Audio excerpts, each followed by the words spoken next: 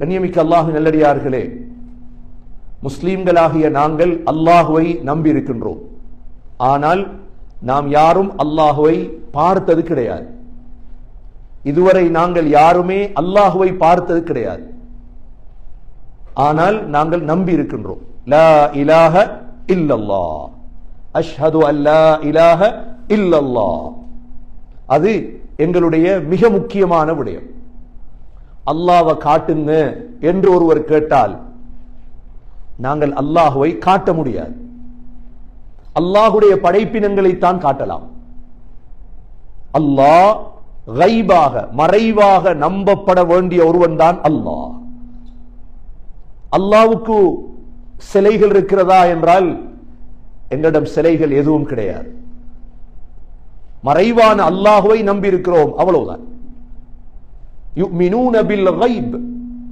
தற்காலத்துடைய சிந்தனை வளர வளர பிள்ளைகளும் தான் பெரியவர்களும் தான் புத்தியால் சிந்தித்து அல்லாஹுவை பார்க்க வேண்டும் என்று கேட்பார்கள்.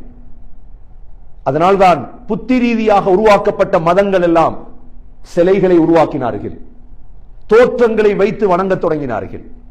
ஆனால் முஸ்லிம்களாகிய நாம் சகோதரர்களே, மூமின்களாகிய நாம் அல்லாஹுவை காட்ட முடியாது.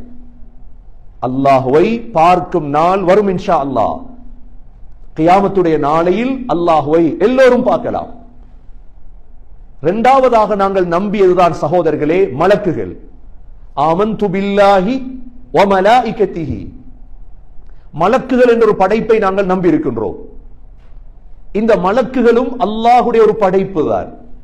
ஆனால் மலக்குகளையும் காட்ட முடியாது. இந்த உலகத்தில் 3 விசேடமான படைப்புகள் இருக்கிறது. முதலாவது மலக்குகள். இந்த மலக்குகள் 100ஆல் படைக்கப்பட்டவர்கள். மலக்குடைய தங்குமிடம் வானம். மலக்குகள் வானத்தில் தான் தங்குவது. மூன்றாவது, மலக்குகளுக்கு தோற்றம் மாறலாம். மனித தோற்றத்தில் மாறுவார்கள், விரும்பிய தோற்றத்துக்கு மலக்குகள் மாறுவார்கள். அவர்கள் சாப்பிடுவது கிடையாது, திருமணம் கிடையாது. இரண்டாவது ஒரு படைப்பு தான் ஜின்கள். ஜின்கள் நெருப்பால் படைக்கப்பட்டவர்கள். ஆனால் அவர்கள் பூமியில் தான் வாழ்கிறார்கள். அவர்கள் சாப்பிடுகிறார்கள், திருமணம் செய்கிறார்கள். மூன்றாவது தான் நாங்கள் மனிதர்கள்.